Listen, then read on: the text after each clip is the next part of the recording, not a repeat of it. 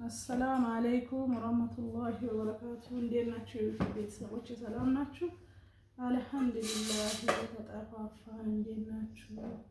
አለ ዛሬ አለም ቡና አፍልተን ልንጠጣ ነው እና የሆነ ትክክለኛ እውነተኛ ታሪክ ልነግራችሁ ነው። እስከ መጨረሻ ተከታተሉን። ብዙ ክፍል ነው። ትዕግስት ካላችሁ ሁሉንም በየቀኑ እለቅላችኋለሁ። ግን ታዲያ ሰብስክራይብ እና ላይክ እያደረጋችሁ ነው የምታዩት። ባለ ታሪኳም እዚህ ጋር አለች። አልገባም ብላኝ ነው እንጂ በቪዲዮ እሷ ገብታ ብናወራ ጥሩ ነበረ። ግን ፈራች መግባት። ታሪኩን በደንብ ትነግራኛለች። ነግራችኋለሁ እኔ ማለት ነው። ሁላችንም እያፈላን ስም በደንብ ተከታተሉኝ። እና ታሪኩ የሚጀምረው ውዶቼ፣ ግን ሰብስክራይብ ላይክ ማድረግ እንዳትረሱ። ይሄ ታሪክ የጀመረው በዘጠናዎች ነው። ከዘጠና ጀምሮ እስከ ዛሬ አለ ታሪኩ ማለት ነው። ግን በትዕግስት በተከታተላችሁን የቻልኩትን ያህል በየሁለት ቀኑ በየሶስት ቀኑ ለቅላቸውና እስቲ እናንተ የራሳችሁን አስተያየት ደግሞ ትነግሩኛላችሁ። እና ታሪኩ የሚጀምረው በዘጠናዎቹ ነው። እውነተኛ ታሪክ ነው። መጨረሻ ላይ ባለ ታሪኩን ከፈለጋችሁ ልትቀርብ ትችላለች።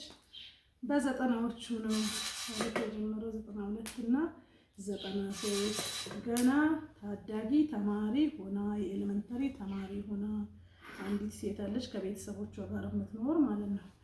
ከእናት ከአባቷና ከሌላ በእኛ አካባቢ 2-3 ሚስት ነው የሚያገቡት የኛ ማህበረሰብ። ከሌላ ከሚወለዱ ልጆች እና ቤተሰብ ላቸው አንድ ላይ ሲኖሩ እና ይጀምራል።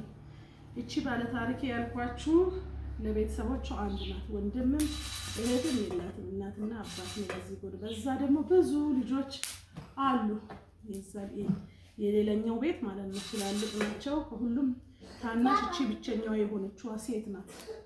እህትም ወንድምም የሌላት ያልኩ ማለት ነው። ሌሎቹ ታላላቅ ናቸው። ከመጀመሪያ ሚስቶች የተወለዱ ናቸው። ያላገቡም አሉ። እና የታሪክ ሲጀምር ተማሪ ሆነው ከታላቅ እህቷ ጋር እንደ ጓደኛ ነበሩ። እቺ ብቸኛዋ ቤት ውስጥ ያለችዋ ሴት ጋር ሌሎቹ አግብተዋል። እና ሲኖሩ ከዕለታት አንድ ቀን ኤሌመንተሪ እየተማሩ የሆነ እንትን ይመጣል በቤተሰብ ድሮ ሳቅ እያያዘኝ ነው ስነግራችሁ ራሱ ድሮ አሜሪካ ሲባል ያው ከአሜሪካ ማንም አይቀርም ታውቃላችሁ አይደለ? ሉሲ ራሱ እኮ አልቀርም ብላ ሄዳለች። አጽማ ማለት ነው። ማንም ስለማይቀር ድሮ ከዛ ከአሜሪካ ሚስት የሚፈልግ ሰው አለ ይባልላችኋልና ከዛ ሰው ይመጣል ማለት ነው። ያ ሰው ምንድነው እዛ ሆነ ቤተሰቦቹ ዘመዶቹን ይልካል። ዘመዶቹ ሲልክ እነዛ ዘመዶች ያሉና የኛ ቤተሰብ ጋር ሁለት ሴት እንዳለ ያላገቡ ስለሚያውቁ እዛ ሆኖ ያልኩ ቤተሰብ ጋር ማለት ነው ሁለቱ ሴቶች ያሉበት ቤት ይሄዱና እና የዛኛው የልጁ ቤተሰቦች እሺ ለልጁ ፎቶ እናሳያለን፣ ፎቶ ተነስተው ያምጡ ይባላል። እና ይባልና ልጆቹ ፎቶ ለመነሳት ይሄዳሉ። ፎቶ ይፈልጋል። ፎቶ ደግሞ በጣም ፎቶውን ደግሞ የሚያነሳው የዛች አሁን ብቸኛዋ ያልኩ ልጅ ብቸኛዋ ያልኳችሁ ሴት ልጅ ከዛኛው ቤት ያለችው እህታቸው አለች አይደል? ትልቋ እህታቸው ባውላ ፎቶ ያነሳል። ፎቶ ስለሚያነሳ በቃ እሱ ጋር ሄደው ፎቶ ይነሱና ፎቶ ለሰውዬ ይላክ ይባላል። ሁለቱም ሰውዬ ይላክ ተብሎ ከዛ ይላካል።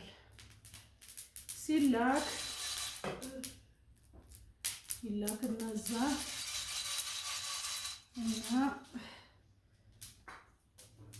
ከዛ ይሄዳሉ ፎቶ ለመነሳት ማለት ነው። የት እዛኛው ቤት እህታቸው ቤት ማለት ነው። ትልቅ እህታቸው አግብታ በኋላ ፎቶ ያነሳል። እሱ ጋር ይሄዱና ፎቶ እንዲያነሳቸው ተነግሯቸዋል። ያው ፎቶ ሊያነሳ ሁለቱንም ሴቶች ይሄዳሉ። ፀጉራቸውን ተሰርተው ምን ብለው በቃ ተዘጋጅተው ፎቶ ለመነሳት ይሄዱና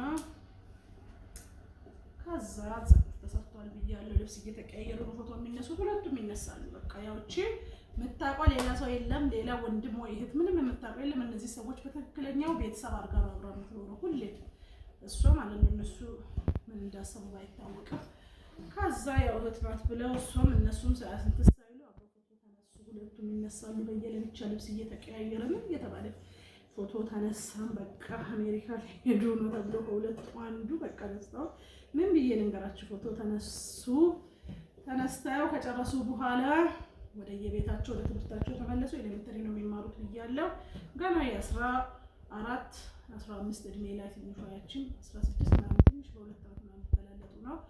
ከዛ ወደ ቤተሰብ ተመለሱ። ፎቶ ተነስተው ፎቶው ደረሰ እና ይመጣል ፎቶ ማለት ነው ወደማ መጀመሪያ። ከዛ ለዚህ ሰውዬ ስለተባለ ለዛኛው ባል ሚስት ለሚፈልገው ሰውዬ ቤተሰብ ፎቶ ይሰጣል ማለት ነው። ፎቶ ይሰጥና ያን ፎቶ አብረው ይዘውት ሰውዬው ይዞ ሄደ። ፎቶን ይዞ ከሄደ በኋላ ፎቶን ይዞ ሄዶ ወደ ሊያሳይ ማለት ነው ሊልክ እዛ ሚስት ለሚፈልገው ሰውዬ ፎቶን ይዞ ሄዱ። ይዞ ከሄዱ በኋላ ፎቶ ሲታይ እና ፎቶው ደረሰ ብያቸዋለሁ። የደረሰው ፎቶ የማን ነው? የአንዷ ነው። የአንዷ ይቀራል ማለት ነው። ከዛ ሲቀር የት ሄደ ፎቶ? እንግዲህ የተነሱት ድካም እንዳይመስላችሁ ልብስ እየተቀያየረ እንግዲህ ፎቶ ያው እንነሳለን። ሁላችንም ስሜት እናውቀዋለን ማለት ነው። በጣም እየደከመኝ የተነሳሁት አለች ልብስ እየተቀያየረ ምንም። ከዛ ፎቶ ይነሱና አንዱ ፎቶ እዛ ለሚወስዱ ሰውዬ አንዱ ፎቶ ይላካል። አንዱ ፎቶ ሲላክ አንደኛውስ ይባላል በዚህ እንትን መጠጣት አለ። አንዱ ፎቶ ሲባል አንዱ አልደረሰም የሆነ ነገር ሆኖ ነው ብሎ አንዱ ፎቶ ተላከ። ከዛ አንዱ ፎቶ ይላክና ሰውዬው ተናዶ እንደ ሰው ከውስጡ እንዲመርጥ ነው። ሁለቱንም ፎቶ ነው ያልኩት። አንዷ የት ሄደ አንዱ ፎቶ ሲባል በቃ የአንዷ እንደዚህ ሆኖ ብሎ ምክንያት ተፈጠረ እላችኋለሁ። በዛ ምክንያት አንደኛዋ እስካሁን አታውቅም። እሷ ተነስታ ፎቶ መነሳቷን ብቻ ነው የምታውቀው። ፎቶ ይሄድ አይሄድ የምታውቀው ታሪክ የለም። እና ከዛ ለካ እሷ ሳታውቅ ብዙ ጭቅጭቆች ይፈጠራሉ ማለት ነው ቤተሰብ ውስጥ ምንም ጋር። እዛ መጨረሻ ይባላል አንድ ፎቶ ነው። ለምን ይሄ ለምንድን ነው የተደረገው ይመስላችኋል?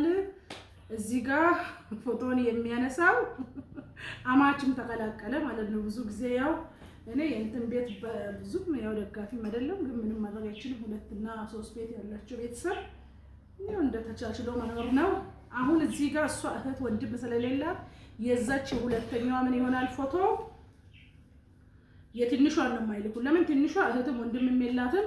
ለካ እሷ ለሲምቦል ነው እዛ ጋር የቀረበችው። ያ ፎቶ ግን ተነስታለች ባዶ ፍሌሽን ለካ የሚያበሩባት የማ ፎቶ ነው ታጥቦ ይሄ የደረሰው ሰርቶ የትልቋ ነው። ምክንያቱም ትልቋ ያቺ እህቷ ናት። ፎቶም የሚያነሳው የእህቷ ባል ነው። የእህቷ ባልም እችኛውን ቤተሰብ እንዳልሆነች አገለለ ማለት ነው። በማን በእህትየው ምክንያት ማለት ነው። እህቱ ስለሆነች በቃ ለእህቱ ለሚስቱ እህት ከሄደች አሜሪካ ሚስቱ እህት እንድትሄድ ነው ማለት ነው የፈለገው እሱ። እና ፎቶ ታላከ ሰውየው ተጠየቀ። ሲጠየቅ አንድ ፎቶ ነው የተሰጠኝ ሌላኛው ፎቶስ ብሎ ይጠይቃል። ቤተሰብ ጋር ይደርሳል። እቺ እስኪን ከፍታታ እህትም ወንድምም የሌለት ወይ ድሉ የኔ ይሆናል አሜሪካ ሄደው ብላ ፎን ከፍታ ትጠብቃለች። እነሱ በዛ አደረጉና የእህታቸውን ብቻ አዘጋጁ እና ታሪኩ እዚህ ጋር በጣም በጣም ነው እንዳይሰለቻችሁ ረጅም ታሪክ ነው።